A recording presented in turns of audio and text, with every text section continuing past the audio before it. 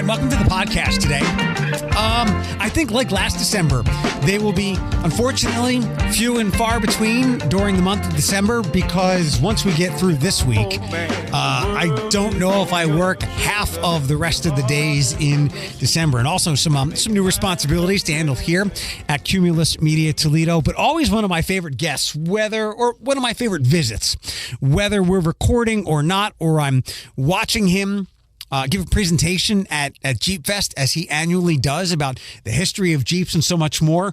You might have seen his name when it came to the new Toledo flag being designed, and one of the people that's going to vote on that and decide how that's all going to play out. He's been a frequent guest here. This might be his fourth time or so. But Ted Long returns. Ted is an author, blogger, photographer, lecturer, and a lot more. I call him Ted-pedia or Toledo-pedia. There is no one that knows Toledo history better than Ted. Let's dive into it now with Ted's new book, The Toledo Papers. And there's a big person word, a pretentious word that I like to use, ephemeral.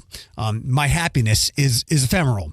The Toledo Papers, Echoes from the Past, a collection of letters and ephemera from Toledo's history. Let's talk to Ted now. My first question is, why did you first of all, welcome back. It's great to see you again. Yeah. Why did you so boldly go with a word that most people have no idea what ephemera or ephemeral means? Well, what else are you going to call it? A stuff? Yeah. Maybe. The first time someone used it in context, it was years ago in a historical meeting, and I had to look it up quietly, thinking, how do I not know what that word means? And then once I put it together, it was like, well, that makes sense. What else are you going to call it? And like I said, it's been called everything from stuff to things that came out of someone's pocket to the junk that you find in Grandpa's drawer. It's mostly stuff that people would have thought would have been thrown away. There's that word again, stuff. Stuff. Exactly, stuff.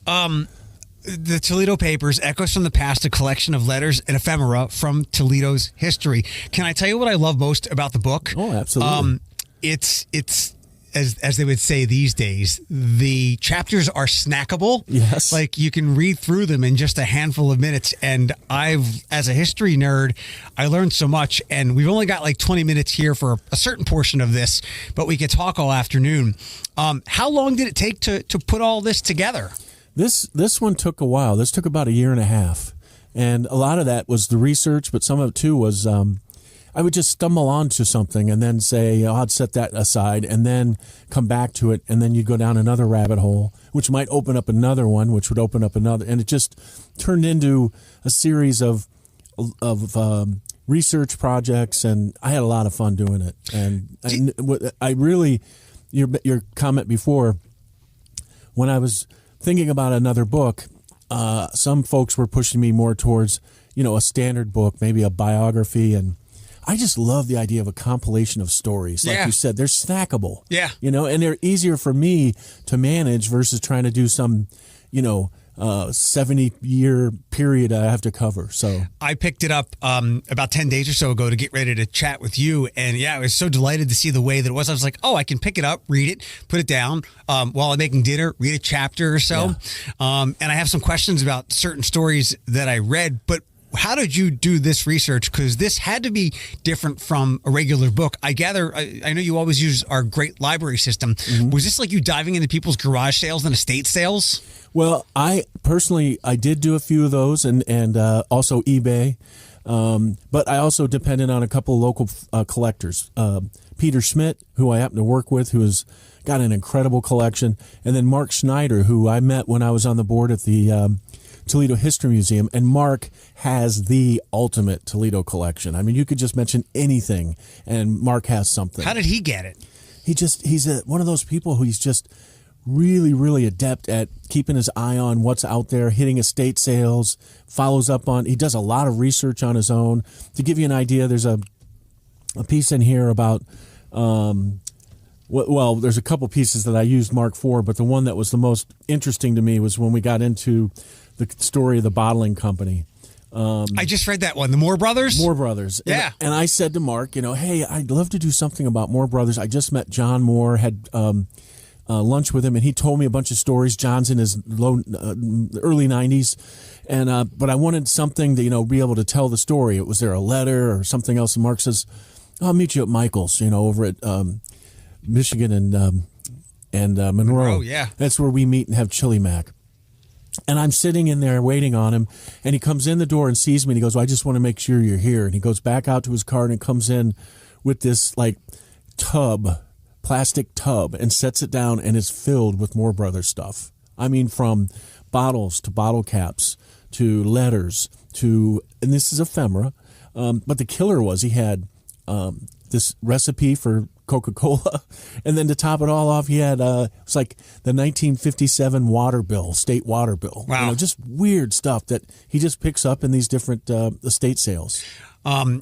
My all-time favorite story that you tell that first attracted me to you was the Frederick Douglass, Abraham Lincoln connection. Sure. And I don't think that one's in the book, but to stay with the Moore Brothers story, I bring up the Lincoln Douglass connection because there's a lot of phenomenal things. We don't get looked at as a history hub because we're not Philadelphia. We're not Washington, D.C. We don't have monuments or things like that. But can you talk a little bit about that story, how those soda recipes led to a larger thing with Libby across the earth? The bottling? Yeah, well, it really comes down to what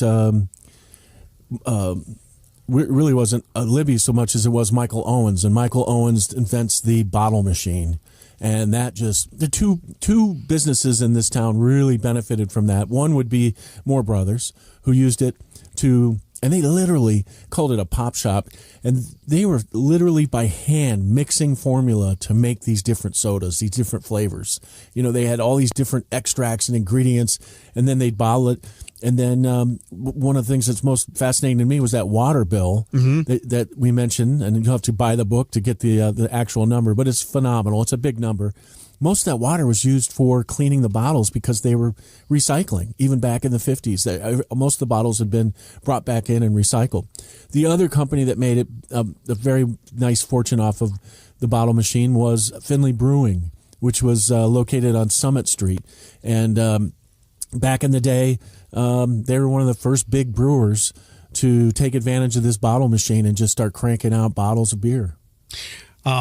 You had spoken to Mr. Moore, I think, just a couple of years ago. And again, I just finished this chapter. I'm good timing in 2022. You couldn't wait to ask him which question about the sodas? I wanted to know what flavor was the most popular. Yeah, and it was funny because he hesitated, almost like it was a secret, right. Like it wasn't something he was going to jump out and tell us. I remember. Do you remember what your guess would have been? What the most popular flavor you would have thought it was? Honestly, and I don't know why I would have said this, but I would have said grape. Okay. Just because it's unique and unusual. Okay. Yeah. And how about you? What would you have said? I would have just been with standard cola. Yeah. Like Coca-Cola. Yeah. When I was reading through all the flavors that they offered at the Pop Shop, it made me think when I was a little boy, there were still Nifty 50s around, or kind of like Johnny Rockets. But what was the most popular flavor, they said? So it was white cream soda. Would have never guessed it. No. Yeah. No. But I think that was probably, again, a flavor that was unique and probably came off as being a little exotic. Right. So if you had your choice, I'm going to take the one that's most exotic and white cream soda. Before we go any further, how can people get the book? We have hard copies right here. How many different ways can they grab this book?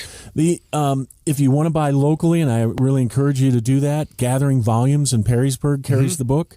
Denise is a good friend, and I think it makes a great Christmas gift. So head over that way. And if you want to just buy it online, you can go to Amazon.com, search on my name, Ted Long with 2 Ds, or just search on the book title, The Toledo Papers. How many people do you come across, and they've been here their whole lives, so I get a little bit of a break here where it's been like a third of my life or so, or a quarter of my life. Yeah. They find out what you do and what you talk about. And then, they know about Jeep and Libby and the Glass City, but they come across some of the other stories that you share, and they're kind of in awe because of the importance that Toledo has to American history. Because I think that's a great reason to pick up this book. Go ahead. Well, I think it's, again, it's I've told people before, you learn to appreciate your hometown a lot better when you know the history.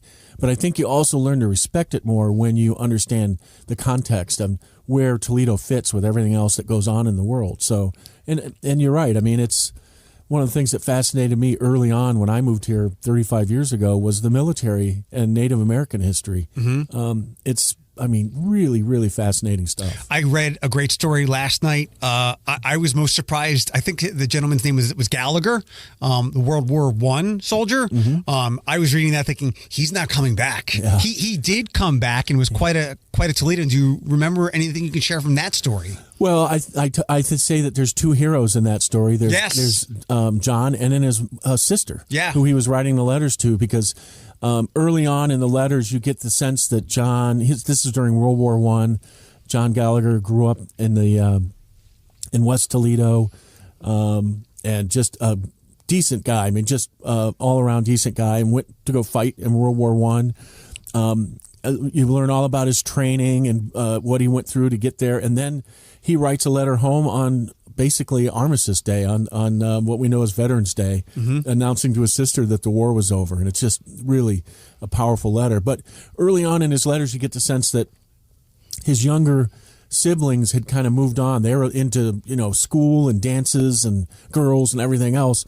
And yet his sister, who was the oldest sister, I think she really understood what he was going through.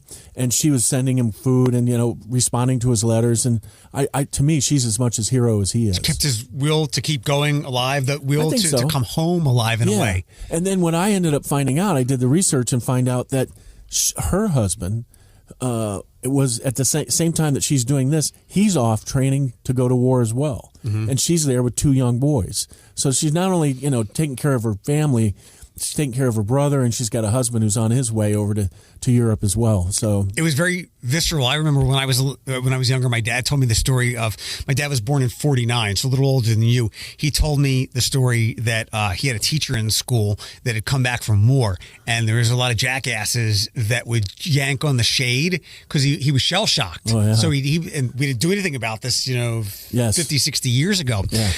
Something very visceral to end that story was, I think Mr. Gallagher was having a conversation. You want to finish this off? Yeah, well, it just, he's on the lake with his daughter, and there's heat lightning, and he turns to her and says, "That's what it looked like." Yeah. He was in a artillery group and involved, and that war, a lot of people don't realize World War I was a war of first for a lot of reasons, but one of which was the use of artillery and how much artillery got poured, from one ditch to another where all these men were. And he saw that day in and day out. Yeah. Again, I was stunned to read that he came back amid, 50,000 Americans, I think is the number that died in the war, to not actually end all wars. Maybe it started a lot of them. Yeah.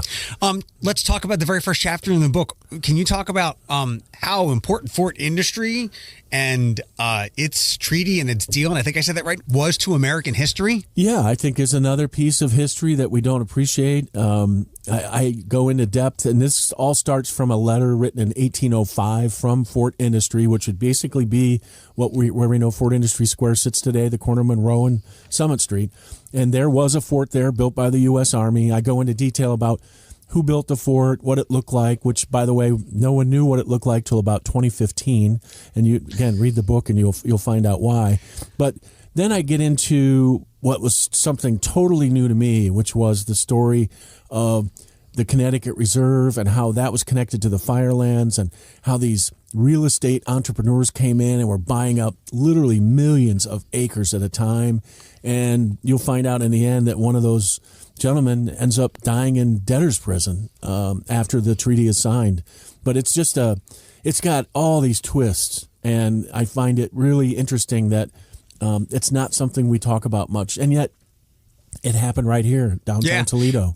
If you, and again, these chapters are really short. I read one while I was cooking dinner last night. What I took away from that was, we think of the gateway, the arch, St. Louis, the gateway to the Midwest or to the West. I read a little bit when I read that chapter. I was like, Fort Industry had a big deal, like you talked about, with buying up all this land in the western movement of the United States. Exactly, and I think that comes out again in the chapter following that, where it's 1812, and you got someone writing a letter to to the governor of Ohio complaining about the Michigan-Ohio border and the whole issue of how that was settled as part of the Northwest Ordinance, how important that is, and what Toledo played such an important role in that. Later on, we get into Toledo War, get into all the details. Yeah, it's good stuff. It's a great book. Thank you. Quick chapters to read and everything. What would you say, did Toledo have a more eventful 19th or 20th century? And I know that's a very subjective question. Yeah, I would say probably more 20th. I mean, it's hard to say that because, it was a burst of energy from 1900 probably to the Great Depression. I would have loved to have been here in the 1920s. I mean, that's when Toledo was basically at its top in terms of money, industry, culture. You read back the stories about Jazz Age and what was going on here at that time. And this is all during Prohibition. Yeah. So now you also add the gangsters and rum runners and everything else to it. It was an amazing decade here. But it was also an amazing part of the growth of Toledo when you think about the industry, what happened there and how it transformed from just glass to automotive. It really exploded in between 1900 and 1930. A couple of things that can relate to a modern audience. One thing that I found interesting was there were a lot of, you can't fall over now and not hit a car wash, coffee shop, chicken place, or a craft brewery place. We get the 4 C's. Yeah. There were a lot of small breweries back then that were trying to fight off the large Anheuser-Busch's of the world. Could you talk about that? Yeah, so I think the numbers, don't quote me on this, but something around, at one point there were like 14 brewers at one time, major brewers. Today we have microbrewers. These are, brewers that are producing and bottling beer and retailing it out their door. At one time there was 14 active at the same time. And at one time, breweries were the biggest employer. Late 1900s, they were the largest employer in Toledo. And then it was Anheuser-Busch who kind of figured out how to basically put enough ice on trains and set up these little ice stations along the tracks that they could bottle, pasteurize their beer, and then ship it out to all these places. And now all of a sudden these small breweries were trying to figure out how are we going to survive.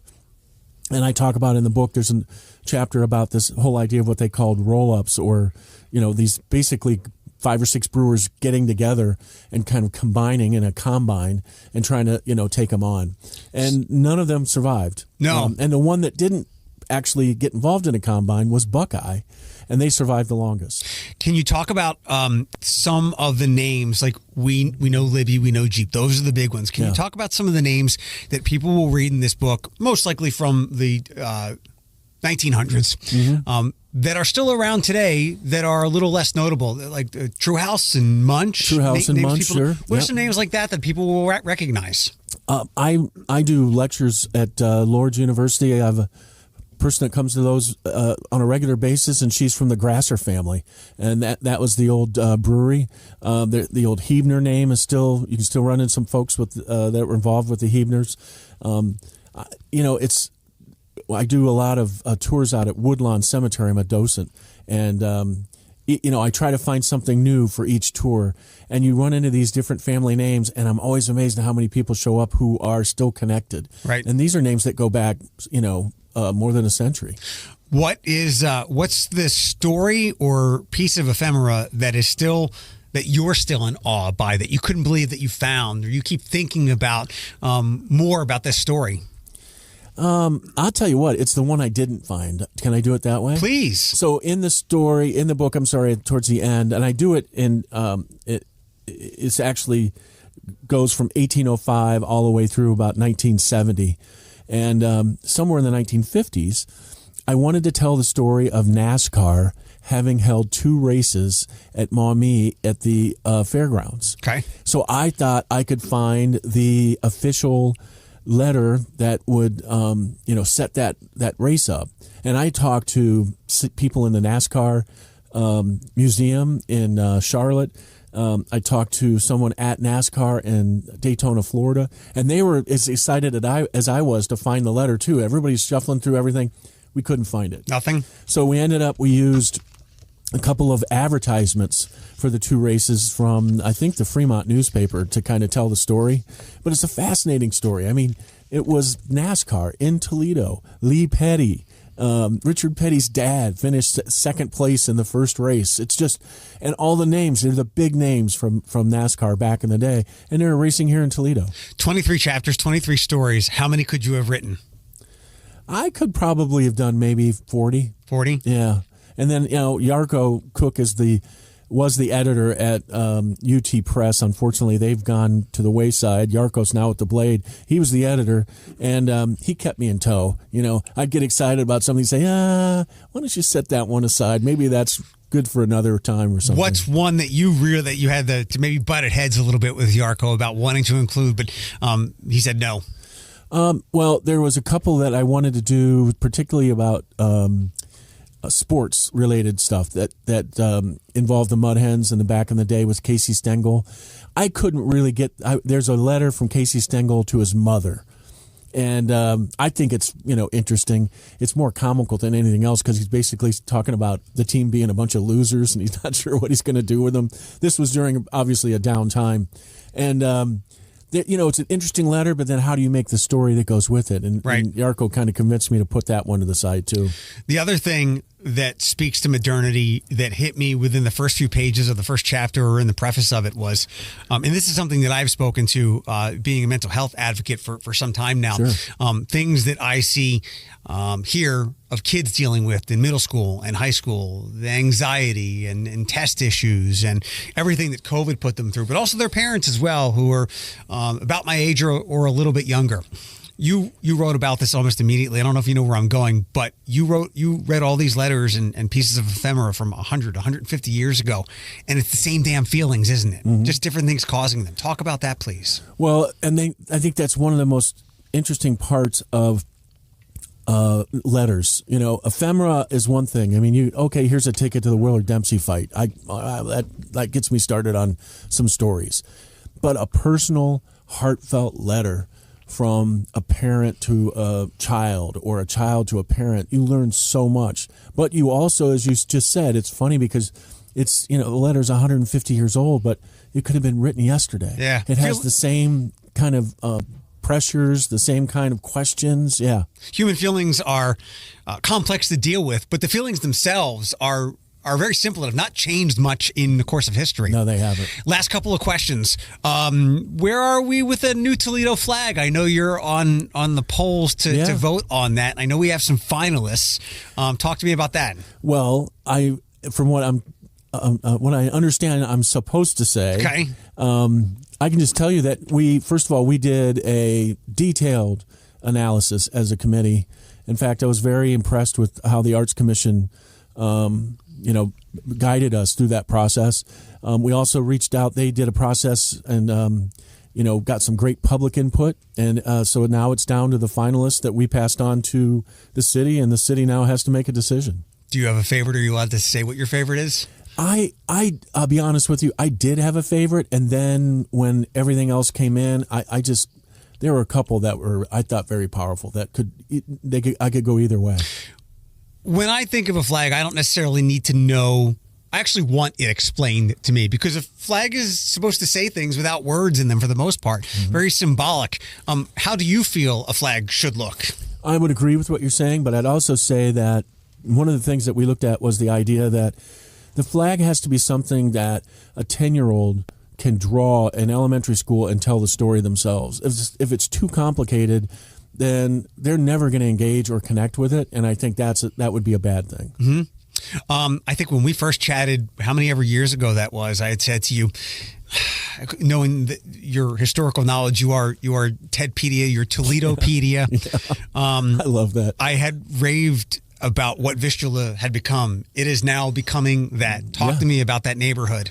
Oh, I love that neighborhood, and we did the Remarkable 419 project, and we're still doing that. If you get a chance at remarkable419.com, where my friend Matthew McNulty, who's an incredible architectural photographer, he shoots all the buildings, then I write the backstories.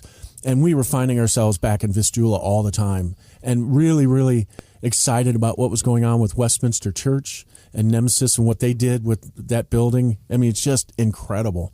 And I still have a lot of hope for it, but at the same time, I'll be honest, I really have a concern about what happens to the neighborhood. Yeah. And we hear about gentrification in other areas, and it can be really rough. So I hope that it's happening very quickly with the right people, but at the same time, I hope we take our time and really think about the neighborhoods and the people that live there. Yeah, I've heard that from people who have an interest in the area.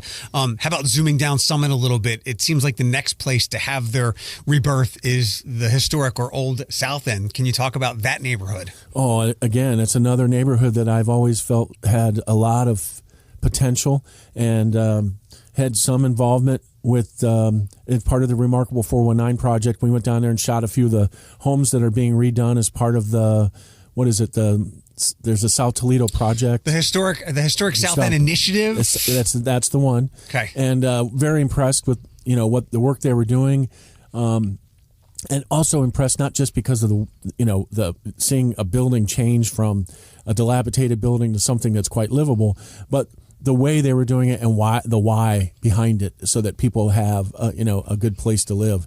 I think the neighborhood, if they survive this Broadway construction, I think it's going to be fantastic to watch what happens. The Toledo Papers, Echoes from the Past, a collection of letters and ephemera from Toledo's history. Ted Long, you said gathering volumes. Where else can people check out what you've got going on? Holy Toledo? HolyToledoHistory.com is the website where you'll find my blog.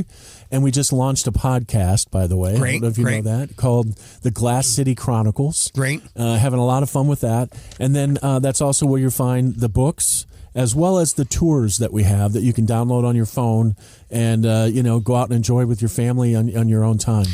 Ted Long, and this is on the back of the book, is an author, blogger, photographer, lecturer, and history curator known for his work on HolyToledoHistory.com. And I was waiting to see if app-based guide, ghostly guide of certain parts of our area, like Fort Meigs and beyond. Last question. What's something that you hear from Toledoans that you just want to pull them aside and go, that's not right? Like they speak down about Toledo, or they just don't get here where we live. The one thing that over and over that we've said since we arrived here from Chicago, again 35 years ago, is that phrase, there's nothing to do. Retire it. I cannot believe it when someone says that. It's just like, just look around. Yeah. There's plenty to do here. As I've said for 2-3 years now, when I share out what I do on the air, like you need to carefully plan your weekend schedules because you'll miss stuff because there's arguably too much to do. There is. And not everything is going to survive. I wish it does, but it's Parade-a-Palooza coming up this weekend for the holidays. Yeah. There's too much to do, and that's not a bad thing. No. And I actually feel sorry for the people who feel that there's nothing to do. I mean, it's just get connected, It's not that difficult.